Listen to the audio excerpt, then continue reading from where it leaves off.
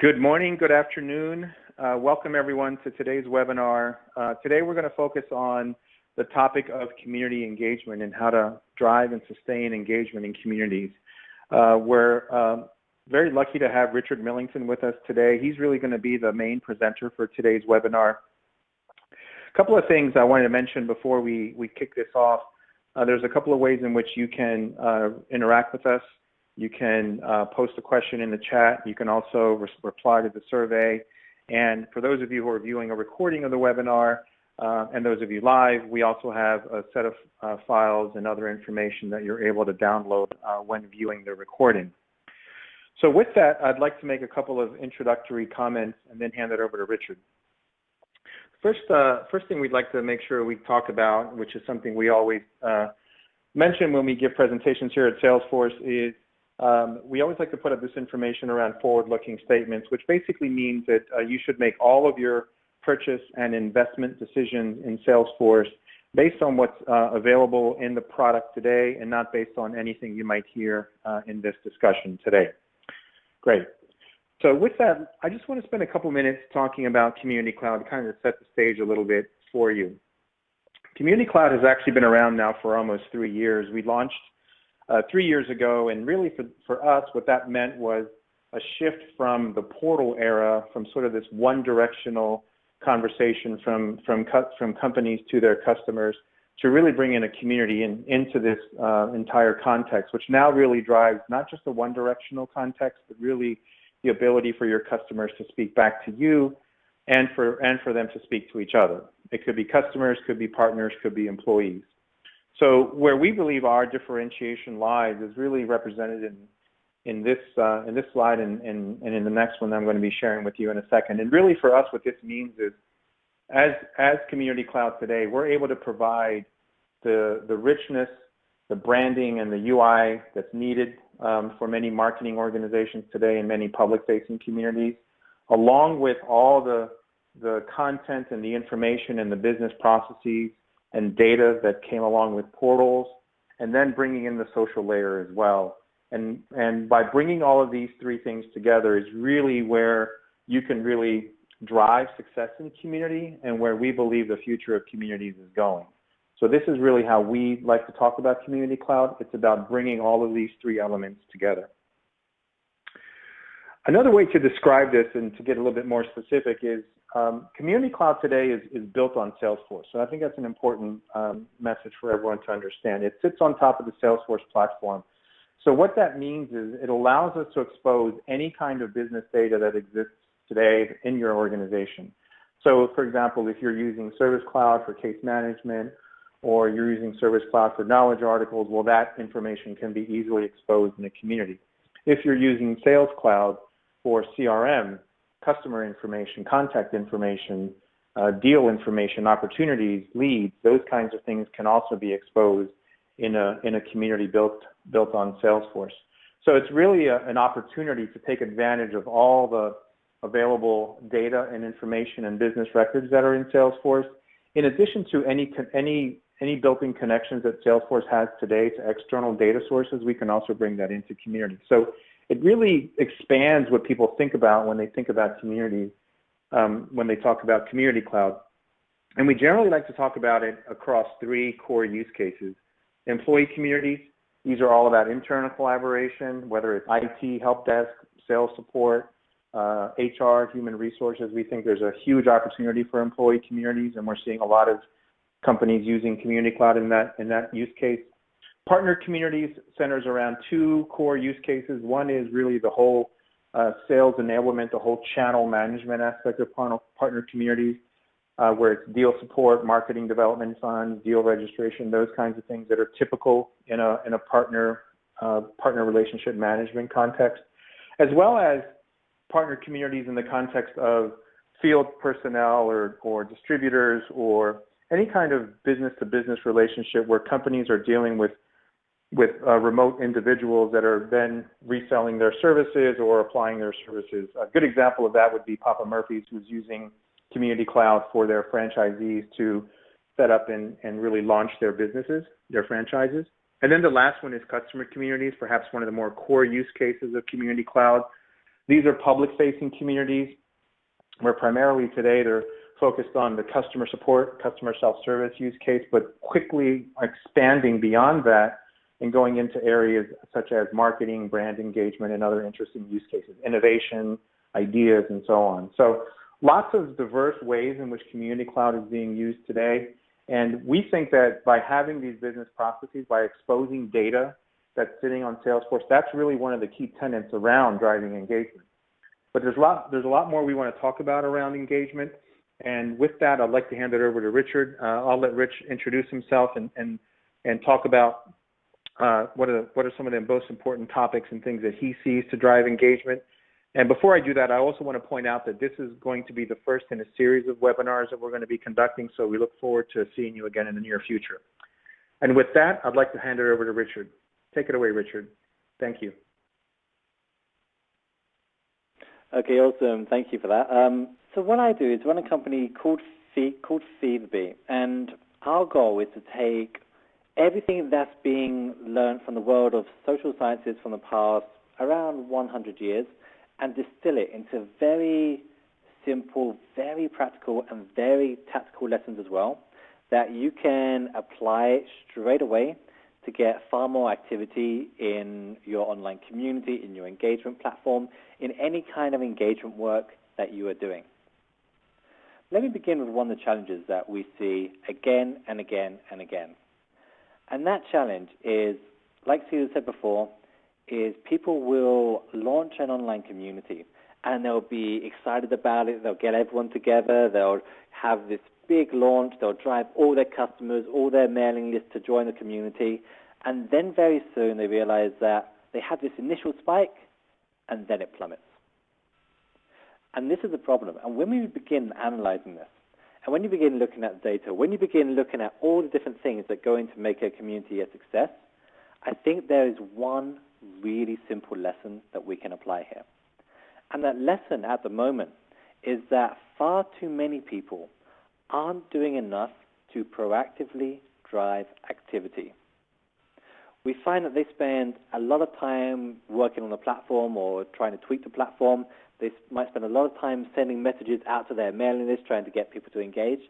But a lot of people, far too many people, spend far too little time doing the things that are going to actively drive activity within their community. They will do almost anything else except go deep into their community and actually drive activity. So there's a framework that we use here. It's what we call the Community Management Framework. And if you search for this, I'm sure you can find it. This is where we break down the role of a community manager into everything that they should be doing. And that means growth, content, initiating and sustaining discussions, creating regular activities and events, personally participating, optimizing the platform as well, integrating it with the business, and designing and communicating the strategy as well. And I wish I had a few hours to go through every one of these, but today I want to focus on a specific few. And that is content, that is discussions, and that is activities and events. Because these are the core three things. The three things that directly stimulate engagement. Everything else you do is great, but if you don't do these three things really, really well, then you're going to find out the level of activity, the level of engagement, and the results aren't as good as what they could be. But let's break this down a little bit. By discussions, I'm talking about initiating regular discussions, highlighting popular discussions, soliciting responses to those discussions, and also fostering subgroups as well. Fostering places within that community where people can find and connect with people like themselves. The second one is activities and events. So here we talk about organizing and facilitating events, encouraging your members to host their own events, and that mixture of online, offline, regular, and irregular. And we're going to come through all of them a little bit later on. And the last one is what we call content. And there are different types of content we can use here. Content about the community, there's news, there's opinions, we can solicit that content, and we're talking about how we can distribute and share that material. And depending upon where you're at in the community life cycle, what you'll find is that very early on, especially very early on, you need to be spending around 80% of your time on these specific things. And then it's only once your community is up and running, only once you've got over that critical mass stage, only once you've got so many people that are proactively participating in that community without you prompting them, that you should gradually begin to move to other areas of that role. So let's begin with discussions. Discussions tend to fall in the online space into three specific types. The first are discussions that convey information. So if I ask you the time and you give me the answer, that's a very simple conveying information discussion. You'll find that in many types of communities out there today, that conveying information discussions are the most widely used types of discussions. The second is what we call bonding-related discussions. These are discussions where you disclose a little bit more about your interest in that topic, a little bit more about yourself, and when you begin to connect with other people in that group around that shared passion. The more you get to know other people that participate, the more you tend to participate because you are bonding with them. So we call these bonding-related discussions. And the third type, and it's hard to name these precisely, the third type are what we call status jockeying discussions. So these are discussions, and you see them all the time, where people are trying to increase their status amongst that group. So here's one of the really interesting things here. At the moment, far too many types of communities are spending far too much time on discussions that convey information. And convey information is good, but if that's what your focus is, if that's what you spend all your time doing, you're not going to get the level of engagement that you could possibly achieve. So what we try to do is limit the number of discussions that are focused around conveying information to around 20 to around 30%. And this is a little bit different in employee-to-employee communities. And what we try to have instead are discussions that are more related to bonding and status jockeying. We try to have more discussions where people can get to know other people, where they can start to impress the other people within that community as well. Because what we find is that it's these discussions that tend to really drive a high level of activity. And it's these kinds of discussions where people don't just visit that community when they have a problem they want to solve, which might be once a week, it might be once a month, it might be never. But it's instead the kind of discussions where people go because they want to see what's new. They want to see what people like them are doing. So here's a very simple example, and I took this from a community called CoinTalk, I think. So you can see here how the different types of discussions work.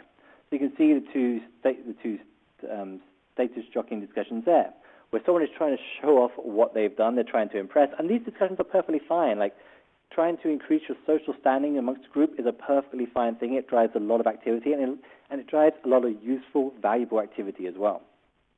Then we see the bonding discussions, which says, any Kennedy nuts out there? I'm assuming that's a type of coin, but you see how popular that discussion is because people can connect around it, people can share their passion around it. And then you notice right at the bottom there, the conveying information discussion, which doesn't really get that many replies. It's just someone sharing information. Now, I know the goal for most of you is to have as much information shared as possible, and the way you get that is by having people visit that community as often as possible. It doesn't mean that conveying information kind of discussions have to be the dominant type of discussion. If you increase the other types of discussions, the bonding and the status jockeying, we have found again and again and again that the quantity and the quality of conveying information discussions goes up as well.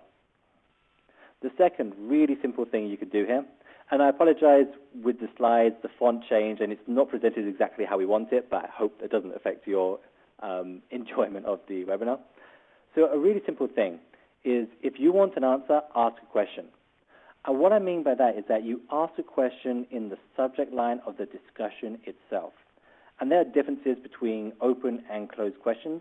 But if you want an answer, then make sure that you ask a question.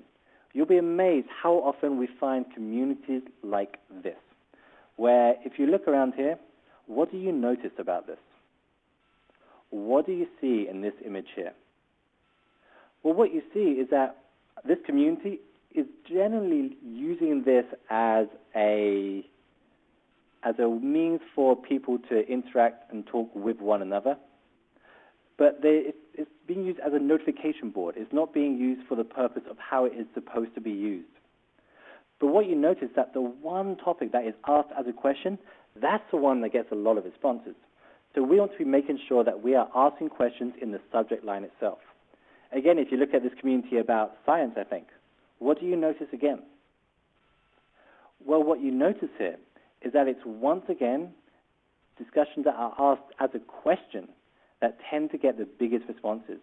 It's these types of questions. These are the questions that tend to get the biggest kind of responses. Can I check that everyone can hear what I'm saying, okay? Caesar, if you can just say if you can hear me, okay? I certainly can. I think we have one or two folks that are having some audio, but I think everyone should be fine on audio. Feedback in the audience, but I'll just keep going and just let me know if I disappear. Yeah. Okay. I think everyone can hear you fine. Awesome. So what we want to be doing is making sure as well that we are initiating, encouraging, and highlighting the discussions which solicit self-disclosure.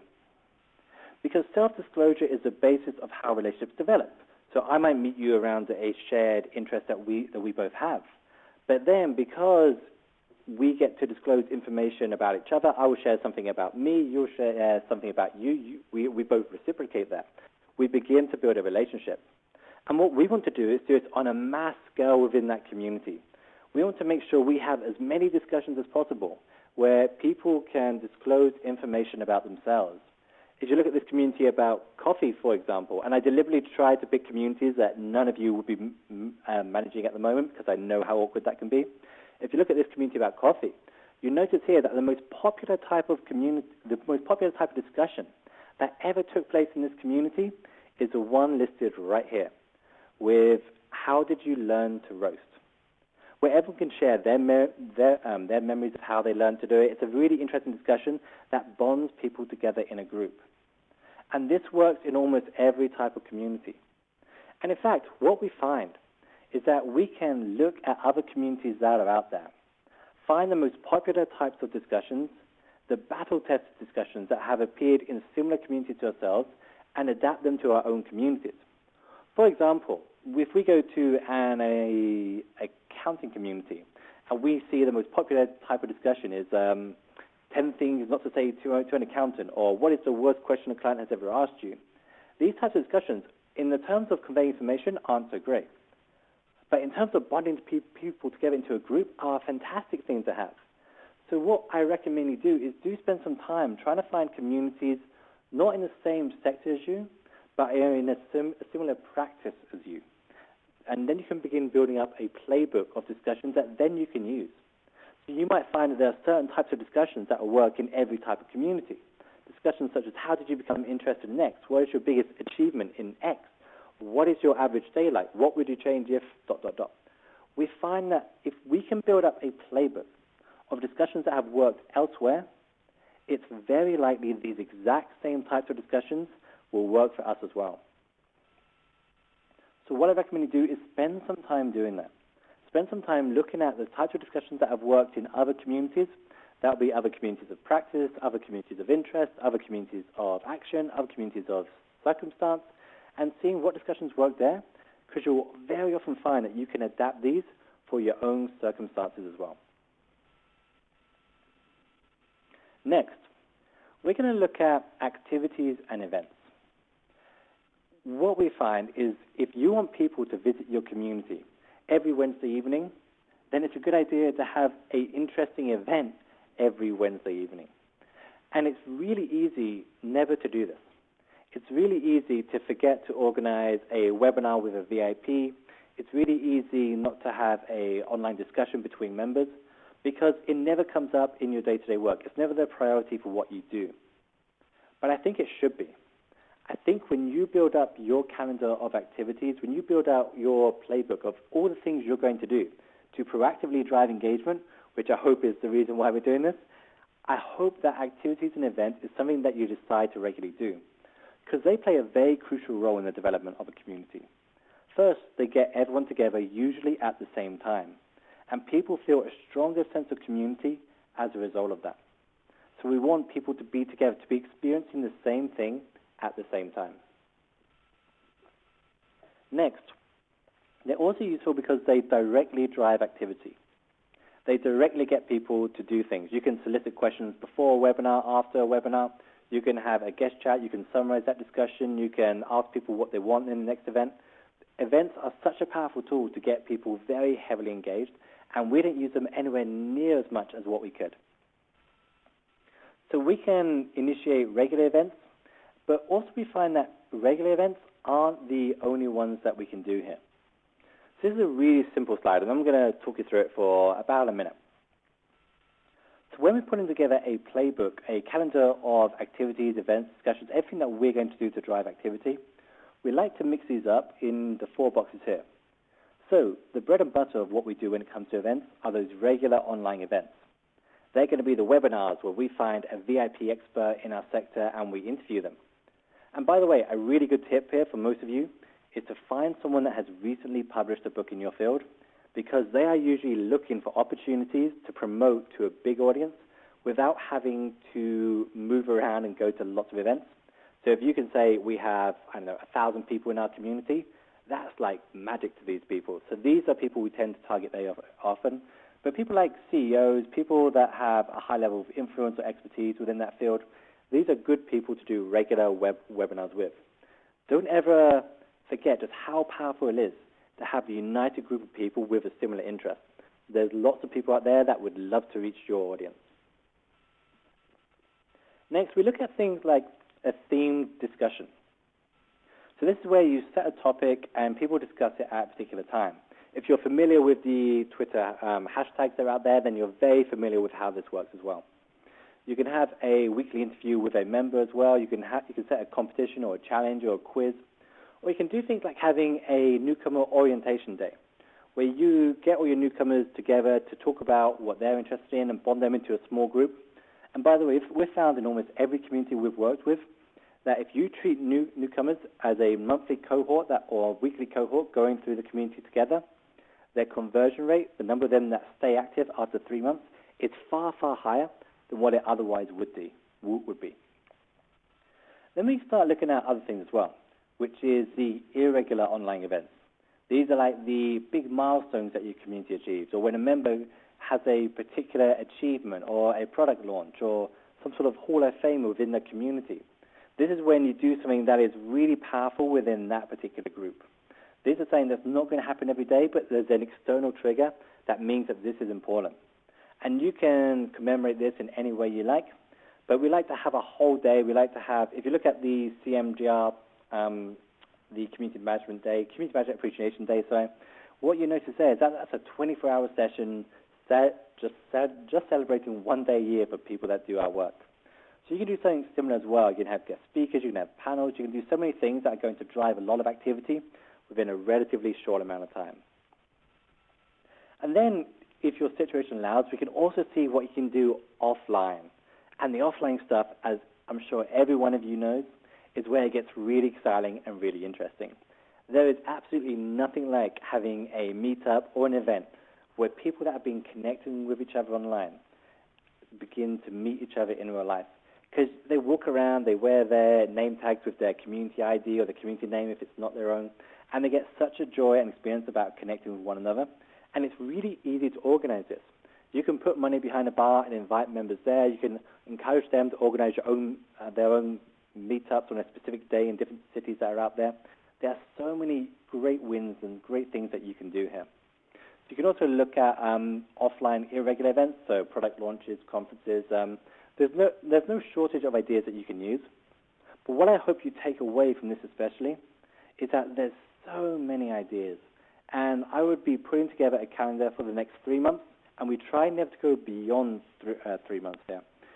Putting together a calendar for 3 months that's going to highlight what you're going to do each week, the discussions you're going to create, the activities and events that you're going to initiate as well. And you see this in a lot of very popular types of communities. So I think Mumsnet here is the most popular community for parents in the UK. And what do you notice about this community? It's filled with events. It's filled with competitions. It's got an upcoming web chat with a celebrity. There's a book club. There's a campaign of the week.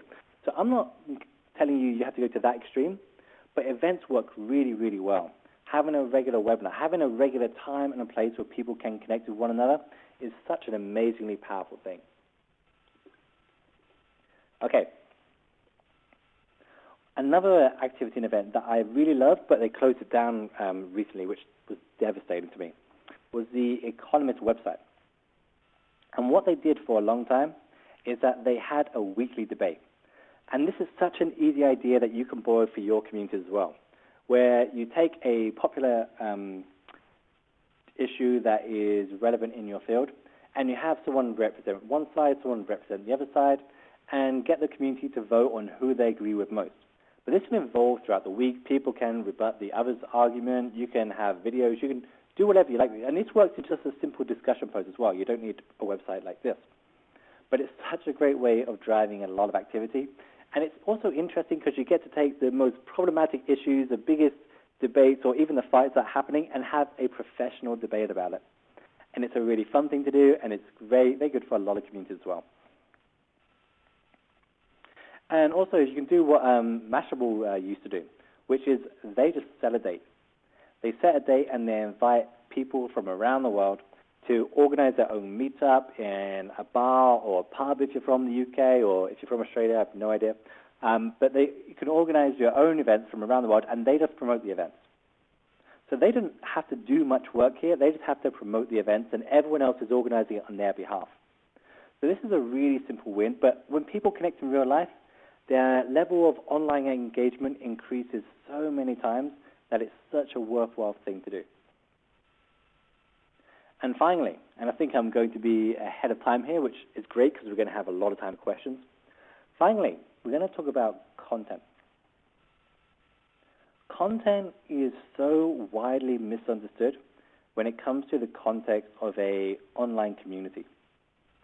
And what happens so often is the community manager will spend days of every single week trying to create the most informative content in their field about that topic.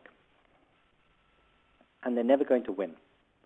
And they're never going to win because they're competing against professional sites. They're competing against people who can spend all their time doing that exact same thing. And you have to think as well that when you're creating this sort of content, you're competing against the very sites that you most want to be promoting your community. And we often find this, that the best content for a community is content about the community, because no one else can create content like that. The best content for a community is content about the community.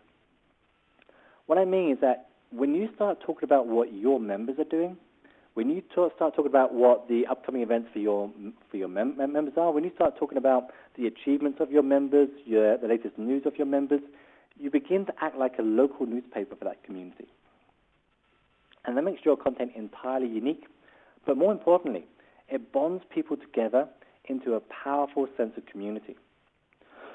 One of my very first communities was in the video gaming space, and I used to spend hours of my time trying to get the latest video gaming news first, and it got maybe one comment, 2 comments. It was just a complete waste of time. And also, I was being pipped to the news by every single other video gaming news site that was out there. I really wasn't that good at getting this sort of content. But this one time, I noticed that one of our members had won a local video gaming tournament, and I wrote a news story about that. The next day, when I checked in, there were 25 comments of this. The best content for a community is, for most of us, content about the community. And there are so many different types of content that you can use. And if you were to open any magazine, any newspaper, you can see or get so many great ideas. So we're talking about things like having a regular announcement here, where if you're making a big announcement, then that makes sense. Or news or the latest events about what's coming up. What should your members be going to? What's the latest news about your existing members? Maybe you have a feature announcing the new members to join that community. Maybe you talk about what are the most popular discussions that are taking place. And by the way, if you look at any newspaper, there's one principle that you notice here, is that they mention names. They talk about names. They talk about people. Because this means that people can better identify with those individuals. and it means they're more likely to read it, especially if you're acting more like a local newspaper, where people want to know if they've been mentioned or if someone they know has been mentioned. And if you write content like this every single day, what you tend to find is that people begin to visit that community every single day. What we also like to do is have contributions from members as well. That might be opinions, or it might be their guest columns, or it might be them sharing news. And there's no shortage of ideas here. Interviews, you can do an analysis issue, you can do a story, you can do surveys. A really simple way to create content is do a survey of your members on a particular issue and then publish the results of that. People love to know what people like them think. You can get the predictions of your members and you can publish that, or you can have the classifieds or promotion sections that works for you. There's definitely no shortage of content that you can use here. But plan it out. Try to make sure that you have a schedule of content where every single day you know what's going to come up. And I'm going to guess if you're working at this level, most of you are familiar with a content calendar already. Plan it out for a month or 3 months, and just have a regular repetition of the type of content. Not the exact content, obviously, but the type of content. So Monday might be the opinion feature, Tuesday will be a guest column, Wednesday might be a promotion for a live discussion taking place, there might be an interview on a Thursday, Friday a job of the week, Saturday you might welcome the newcomers, and Sunday might be a review of the week. Now don't use this, but it's something like this that you can really easily use. So it's something you can really easily apply to drive a lot more activity, get people visiting every day, and hopefully, most importantly, build a much stronger sense of community. That's the kind of level that we want to be working at.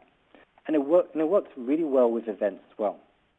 If you look at what you can do a upcoming preview of relevant events in your sector, you can be the definitive place for anyone that goes to any relevant event for them to visit. You can interview your top community members as well. There's definitely no shortage of ideas here. And finally, you can just take the best contributions each week and you can feature those contributions. It's a really simple win, it's a really quick win, and you shouldn't be spending hours and hours and hours creating great content because you don't need to. Because the kind of great that you're aiming for isn't what your members will find great. But if you make that content about the community, what you'll find is that far more people participate. So that's what I want you to do here. I want you to initiate regular discussions, make sure that they are in the fields of more towards bonding and status jockeying over conveying information. I want you to be spending more time initiating regular events. Even if you just do one a week, that's good enough for now. And then create regular content as well. And I guarantee you, if you just do these 3 things, they will have a profound impact on the number of people that are participating in your community. Thank you very much. Caesar, I'm going to hand it back to you. Thank you so much, Richard. Let me do an audio check as well. Bright Talk has been very surprising today. Can you hear me? Because if you can hear me, I'm going to assume everyone else can hear me. Yes, I can. I can hear you greatly. Awesome. I have a backup phone ready to switch over to in case something happens, but on a different line, so I think we're going to be all right. Thank you so much, Richard. I took some notes. I felt like taking more notes, but since this is going to be recorded, I can't wait to go through it again because I think you went through a lot of interesting topics. So to recap, Richard covered 3 key ways in this particular session. There are more, but these are some of the ways that these are the 3 things that he covered today to stimulate engagement.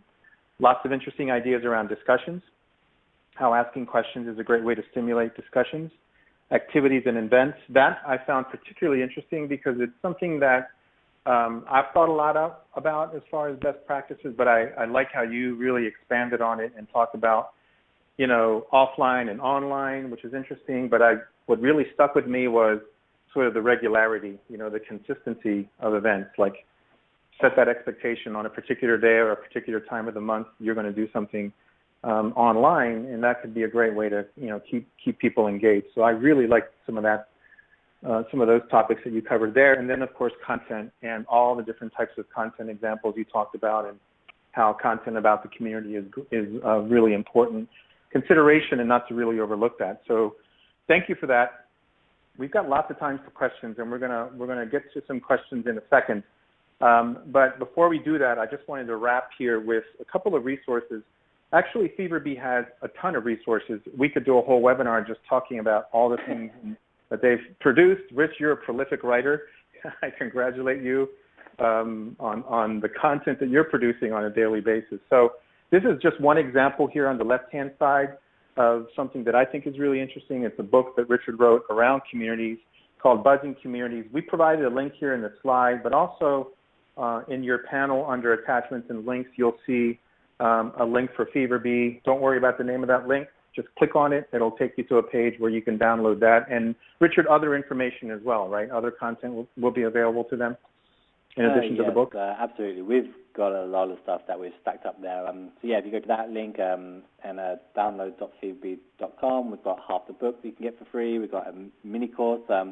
We try and pack as many things in there as we possibly can. Excellent. Great. Thank you for that. Yeah, I've seen a lot of the content, and it's very, very interesting. In fact, one of the things you just sent out today or yesterday, I shared it within Salesforce because I thought you had a really nice description around SEO, which actually is one of the questions. So excellent. Thank you. Another item we wanted to share with you from Salesforce is the Community Management Canvas, something that we put together that is a broader view on some of the best practices for driving success in communities. That includes things on engagement, but it goes a little bit beyond that. So feel free to download that as well at salesforce.com/canvas. And then lastly, if there's any information, if anyone out there is interested in Community Cloud, recommend that you check out our site, and that's also available in the links section, and you can come in there and learn more about communities, contact me directly as well. Before I hand it over, and Richard, while I'm talking, maybe you can see some of the questions that have come in. Maybe you could look at some of those and start thinking about what you would reply to them. But before I hand it over to Richard for questions, I do want to thank Richard again for your time. I didn't state this in the beginning. I think I was actually talking when the call had already dropped. But we're happy and we're proud to be a partner of FeverBee. We've done a lot of work with them in their events, and we're going to be doing more of these sessions and webinars and other types of content we're going to be creating throughout the year. So we really appreciate your feedback on today's session. If you want to hear more from Richard, and I feel like if we were in a packed room of people, I would ask everyone to applaud or raise their hand. You know, if you want to hear more from Richard because he's got a lot of good stuff to say, let us know. I anticipate that we'll be doing more of these in the future with Richard and sharing lots of good ideas for communities. With that, Richard, let me take it back to you. Do you see the questions? Can you read them out loud, or just kind of, some of these are kind of long, but if you can create a little synopsis and repeat the question and then give your reply, or if you'd like, I can read them to you. How about you read them and I answer? Absolutely. Let's start with the shortest one. It says here, what have you seen to be the best way to highlight discussions that are encouraging self-disclosure? Can you give more examples, please? Yeah, sure. I wish if I had more time, I would have got into this. I guess I do have more time. So what I mean is, when you see a discussion, say, so let's take, you're running in a community for accountants, and people are talking about how they first became interested in being an accountant. Again, from conveying information is not a good discussion. No one's going to learn much about accounting, but from bonding people together, it's a fantastic kind of discussion. So you might see that discussion, and you see maybe it has, say, 10 responses, and you want it to get more. There are a couple of things you can do. One is, obviously, you can do the usual. You can tweet it. You can add it on Facebook.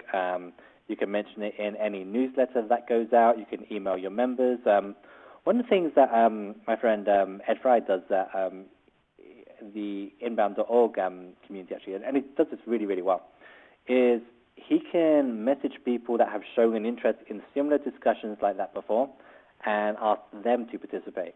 Again, that involves a lot on the tagging and the segmentation of the platform, and maybe you could talk more about that at some point or send people more information. But that's really useful as well. Another thing that's a really quick win you can do is just feature that discussion. By that I mean you can create a banner just for that discussion that appears at the top of the community. You can make that discussion a sticky thread. I assume most of you know what a sticky thread is. If you don't, it means that there's usually an option to change the date that the discussion was posted or to make it appear so it stays at the top of that community. So it's going to be the first thing that anyone sees. Or when people are joining a community, they're going to get a welcome message from the community manager. You can add a link to that discussion bin, say, hey, welcome to the community. Just to kick things off, we'd love to get your experiences of how you first became involved in being an accountant or first want to be an accountant. So there's lots of great, very simple, quick wins that you can do that.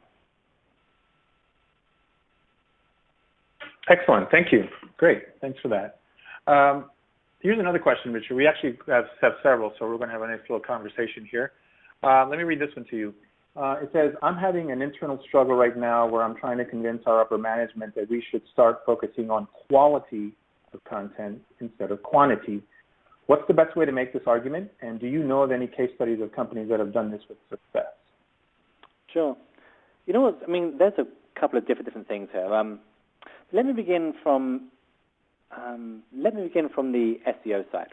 And I wrote about this on my blog, feedbe.com, yesterday, I think, which is Google is changing how it ranks a community or any website at all. And it used to be you wanted as many items of content, as many discussions as possible in that community, so you'd hit as many long-tail search terms as possible, and you'd get as much traffic as you possibly could achieve. What's happening now is that if you have a lot of bad pages, what's called thin content, the Google Panda update, which came out, I think, in 2011 and is becoming more and more prominent in how pages rank, will punish you. So if you have lots of discussions that are very similar to each other, if you have lots of discussions with very few responses, if you have a lot of content that isn't that good, you're getting punished for that. That means that less people are going to visit your community instead. And there's a couple of things you can do here. And this is on the tactical side, then I'll get into the upper management side. So you can merge the very similar discussions into one kind of discussion that works. You can make sure that you're focusing that when you create an item of content, that it completely solves the reason that someone came there in the first place. So it becomes a definitive resource for that topic as well. Okay. The upper management side is more complicated because it depends so much based upon your relationship with the management and do they like you, do they know you, do they trust your opinion, do you need to persuade them or do you need to convince them? So let me begin there.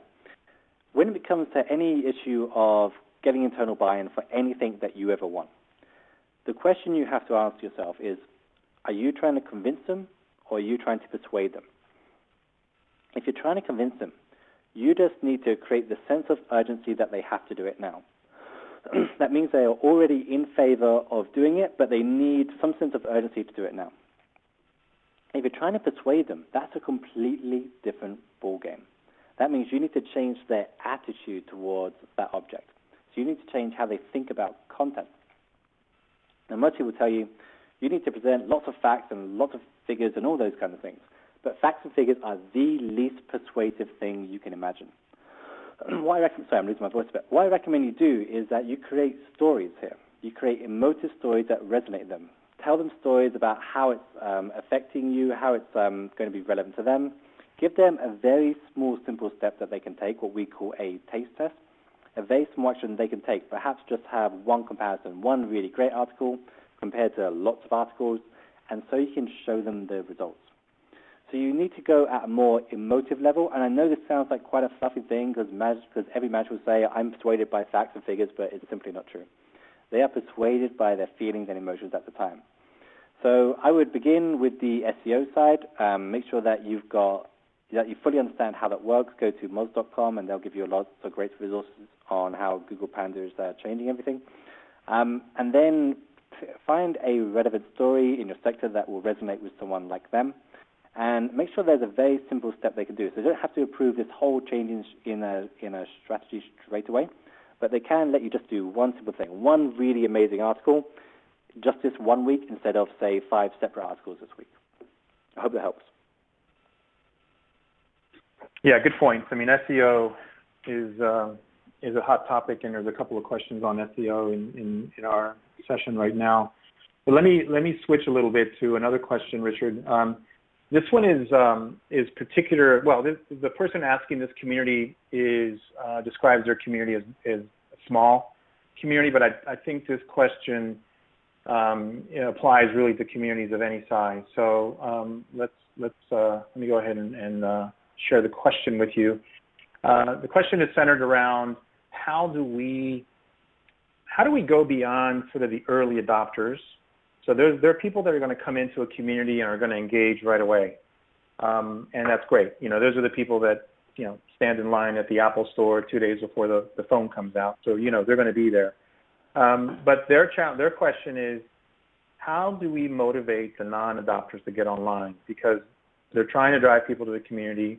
They're trying to get these non-adopters online. There's a lot of content and information that they're missing out on. I kind of paraphrased the question, but I think that's the gist of it.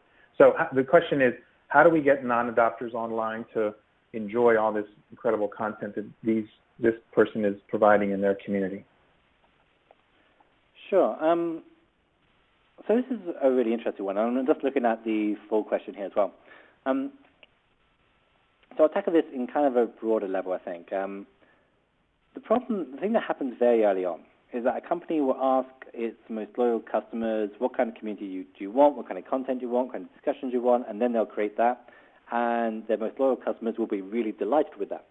And then they'll find out the community doesn't really generate any positive return because it's solely for the people that were already buying as much of that product or service as they were ever going to buy. So we need to first look at the value that they get. So it says here they're missing out on a lot of content and information. But do they know that? Are they aware that the community exists? And if they're aware, do they see the value in that community? And if they see the value, do they trust the community is going to deliver on that value? And when people aren't participating, it usually falls within one of those brackets there. And what it sounds like here is there isn't a clear process, or perhaps I'm being unfair, but it doesn't seem like there's a clear process to go beyond that. And I think the challenge here is, so here's what I do. If you have the contact information for all these people, I would do a survey of them. I would ask them what they're struggling with right now, and I would create discussions and create content and create activities around that, and then tell exactly those people to start participating in it, because they're going to see a clear value in doing that because it helps them and it benefits them straight away. If you're asking people to get online, as in use the internet, that's a tough sell. I mean, you're looking at how to build the habit of going on the internet every day, and I don't think that's the question, but that might be how it's phrased here. So there isn't a single answer. I think it's going to be very much, it depends on what they value. So I would first try to contact these people, do a survey of them, find out what they're struggling with, and just start creating content around that, create discussions around that, find someone that has a solution to that, start answering that, and also, most importantly, create the habit, which is to create the habit of visiting that community, ideally once a week, hopefully every single day. And that's going to mean that you have to prove the first time they make a contribution that they get a response quicker and faster than anywhere else. And what applies, especially in internal communities, is that every single employee will say, I don't have time to participate. But they'll send emails to each other asking for more information. And the way we tackle that is by making sure the community clearly gives a greater number of responses, gives a faster response than what they get by email as well, and that the quality of responses, most of the experts are in that one place. So a bit of a roundabout answer, but I hope some part of that stuck somewhere. No, thank you for that. I think that's important. I think you touched a little bit on, part of what I heard you say was something around, awareness, making people aware of the community and giving them a reason to want to visit it in the first place, among, the other things that you highlighted. So that was helpful. Okay, here's another one around power users and influencers. What best practices can you advise for fostering power users and influencers who do not actively participate but help answer support queries? So how do we get power users to actively answer questions that may come up in the community? Sure, that's an interesting question because I would assume power users are the people that aren't. And I think it's just a semantic issue. So I think, let me take this from the perspective of people that volunteer their time, volunteer their information. What do they want? It's probably not money. It's very unlikely to be money.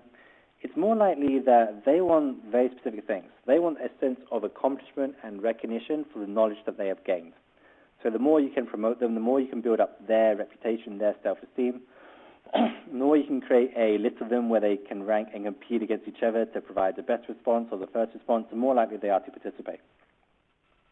They're also going to want to help people as well. I think that benevolence factor is going to be very powerful, which means that if you can approach them and be very clear about how that knowledge would help someone and phrase that request, and this is really important. The way that we phrase requests at the moment tends to be really, really bad. We'll say, hey, can you answer this question here?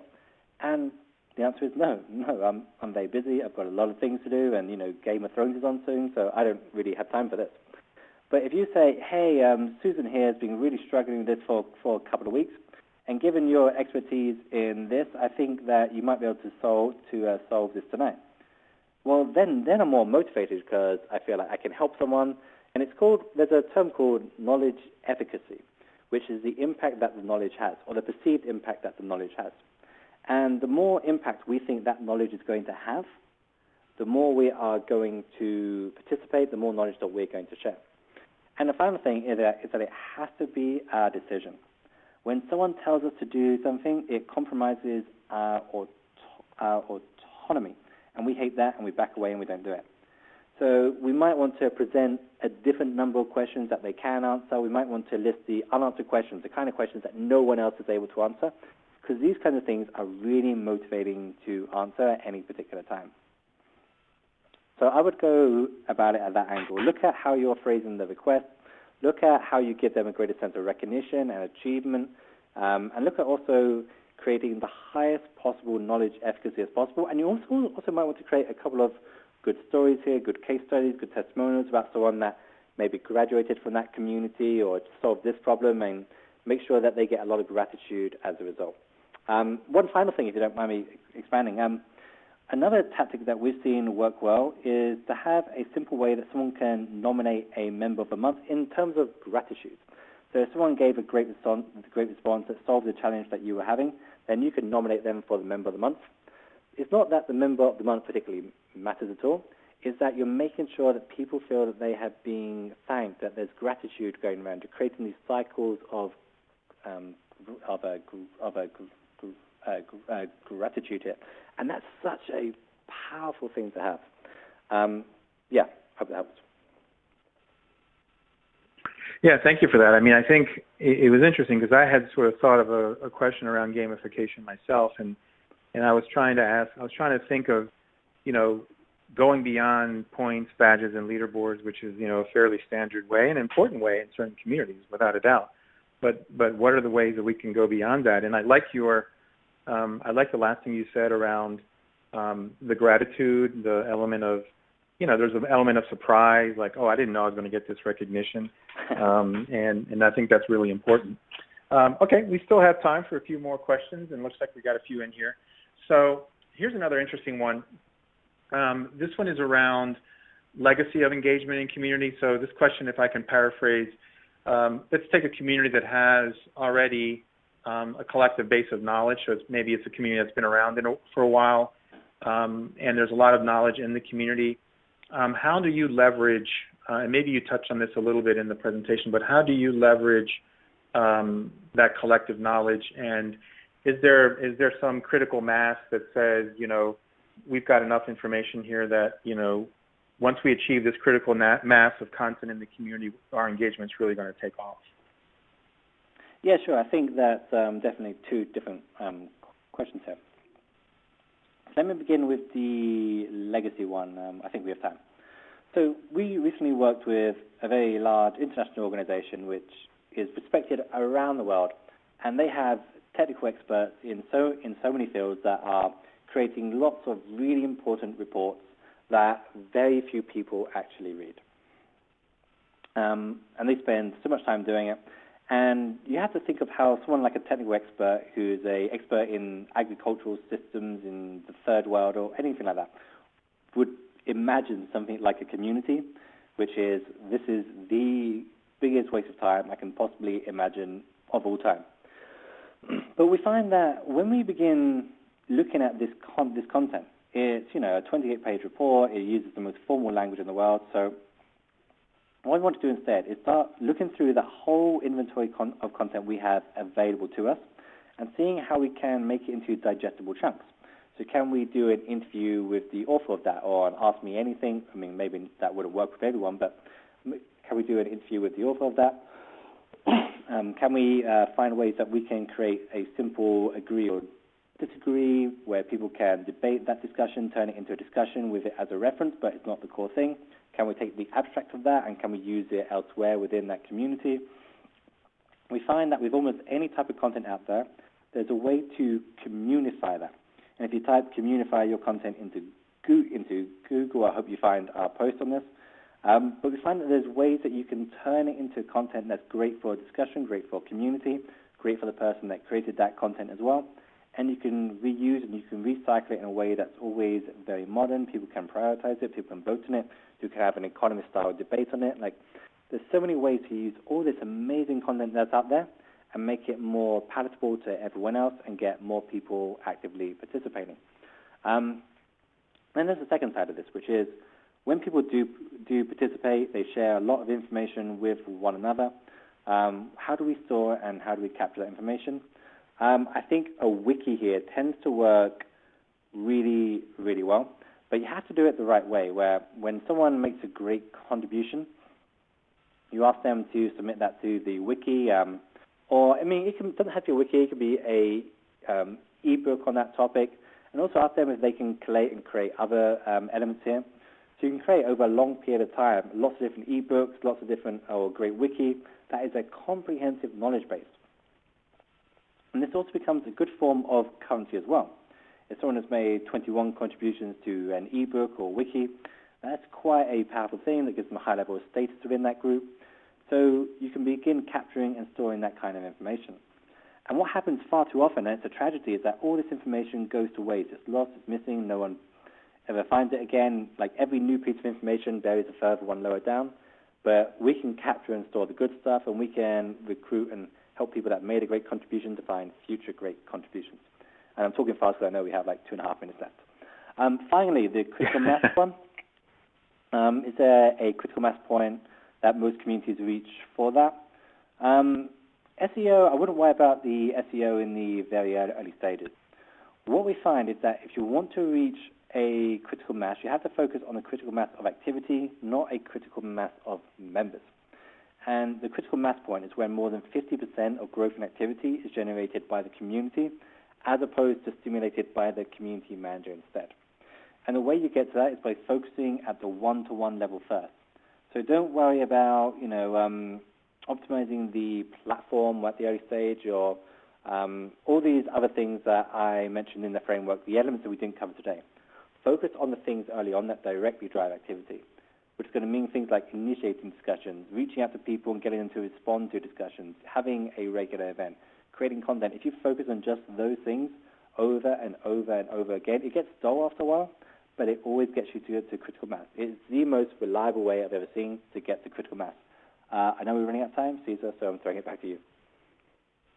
Thank you, Richard. I didn't get to ask my questions. So I'm glad to see that we had good audience participation, but I have a whole slew of questions I wanted to ask. But well, I'll tell you what, if anyone has any questions, they can tweet me and I'll answer it on there after this. Excellent. There you go. And your Twitter handle again is? Rich Millington, RichMillington. Or just send it Rich Millington. Absolutely. Awesome. Well, thank you, Richard. Thanks again for a great session. Thank you to everyone who participated. Again, we'd love to get your feedback. We want to make sure that we're delivering value to you guys, and we want to bring Richard back. So give us a good reason to bring him back. Give us your feedback. Thank you again, Richard. Our contact information will be in the deck, so please feel free to reach out to either of us. Of course, Richard, with all of your questions. If you have any questions about Community Cloud, don't hesitate to reach out to me.